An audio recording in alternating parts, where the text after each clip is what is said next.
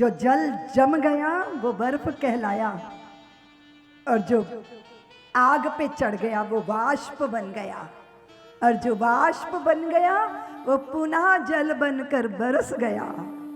कोई भेद नहीं। हाँ, वो परमपिता परमात्मा सच्चिदानंद परमात्मा आनंद रहित सकल रस भोगी, बिन वाणी वक्ता बड़ जोगी, बिन पद चले सुने बिन काना, वे परमपिता परमात्मा पुकारने पर, धरती की पुकार सुनकर धरती पर अवतार लेते हैं। और सुनो देवी, राम जन्म के हेतु अनेका, परम विचित्र एक से एका। जब जब होए धर्म के हानि, बाड़ई असुर अधम अभिमानी, करही अनीति जाय न वरणी, सीधई विप्र धेनु सुर धरणी, तब तब प्रभु धर विविध शरीरा, हरई कृपा निधि सज्जन। किसकी पीड़ा हरने के लिए आते हैं? बोलो ना। साधुओं की, ब्राह्मणों की, क्षत्रियों की, किसकी पीड़ा हरण के लिए आते हैं?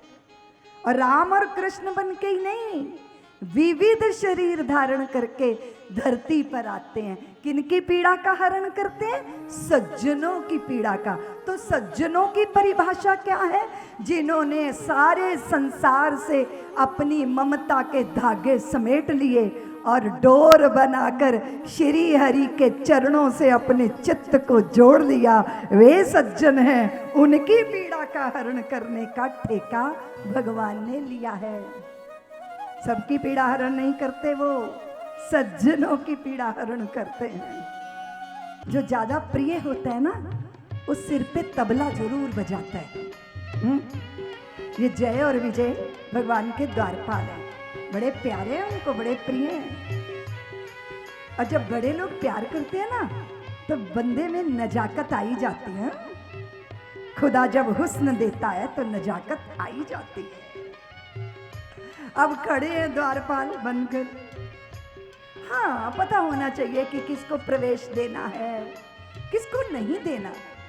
लेकिन कुछ लोग हैं जिनके लिए प्रवेश में रोका नहीं जा सकता। गणपति ने यही तो गलती की थी। महादेव जी को ही द्वार पर रोक लिया था। महादेव बोले, अच्छा धृष्टता करते हो? फिर तो आपको कथा पता ही है। और यहाँ सनत कुमार, वो तीनों, सनक सनंदन सनत कुमार, वो चारों वे बड़े बुजुर्ग हैं, पर देखने के लिए छोटे छोटे बबुए। कहाँ जा रहे हो? जय विजय बोले, ऐसे आप भीतर नहीं जा सकते। सनत कुमारों ने कहा, हमारा तो कभी ऐसे स्वागत नहीं हुआ।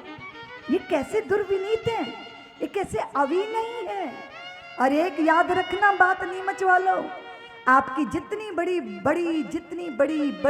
से बड़ी इज्जत हो, 2-4 लोग आपकी इज्जत मिट्टी में मिला सकते हैं।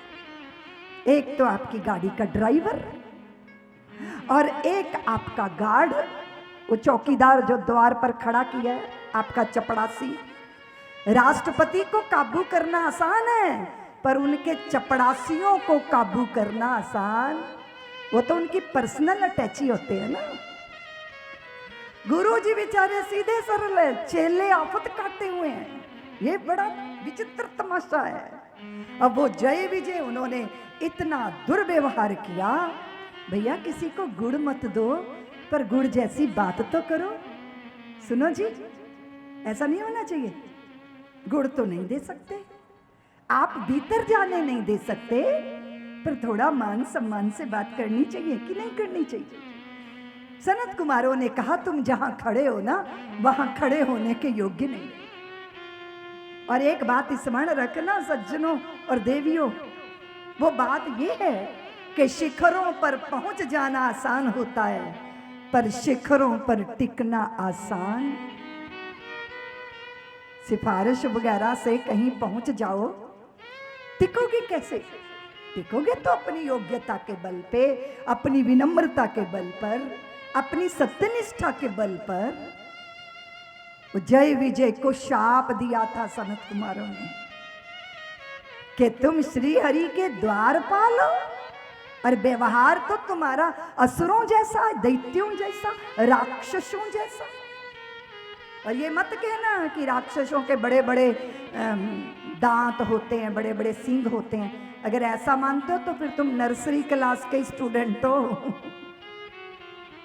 राक्षस तो वृत्ति होती है, दैत्य वृत्ति होती है। बड़े बड़े सींग और दांत तो रूपक हैं, वो तो प्रवृत्ति होती है। दूसरे को पीड़ा देना, अपमान करना, दूसरे का छीन लेना, दूसरे की भावनाओं को आहत कर देना, यही तो राक्षसों का लक्षण होता है। तो उन्होंने श्राप दिया और हुआ ये कि इनको क्रोध आया। भगवान द्वार पर ही आ गए और कहा कि इनसे गलती हो गई। अब भाई अपने द्वारपाल तो उनका पक्ष तो लेना ही पड़ेगा ना, पर संतों ने कह दिया तो असुर तो ये जरूर बनेंगे। तो फिर कैसे 3 बार असुर बनेंगे और तीनों बार इनका उद्धार करने के लिए मैं अवतार ग्रहण करूंगा, ये भगवान ने निश्चय किया। सनत कुमारों को क्रोध आ गया, इसलिए उनको वैकुंठ के भीतर जाने का अवसर प्राप्त। एक पल का क्रोध पूरे जन्मों जन्मों के तप को नष्ट कर देता है। इसलिए ये आवेग, ये आवेश, ये जब हो जाता है बाद में होश आता है कि ये क्या हो गया। लेकिन अगर व्यक्ति पहले होश में रहे तो आवेग और आवेशों से बचा जा सकता है। एक तो ये कथा है कि ये 3 बार राक्षस होकर आएंगे। तो यही जय विजय हैं जो रावण और कुंभकर्ण हुए, यही जय विजय। बार बार दंत वक्र हुआ, यही कंस हुआ, यही 3 बार असुर बने हैं और 3 बार भगवान ने अवतार लेकर हिरण्यकश्यप पर हिरण्याक्ष बना, भगवान नरसिंह बन गए, रावण कुंभकर्ण बनेंगे और प्रभु श्री राम बनकर इनका उद्धार करने के लिए आ गए। ये कथा सुनाई भोले बाबा ने पार्वती जी। सब्सक्राइब करें साध्वी ऋतंभरा जी के YouTube चैनल को और हमारी वीडियोस को सबसे पहले देखने के लिए बेल आइकन को दबाना न भूलें।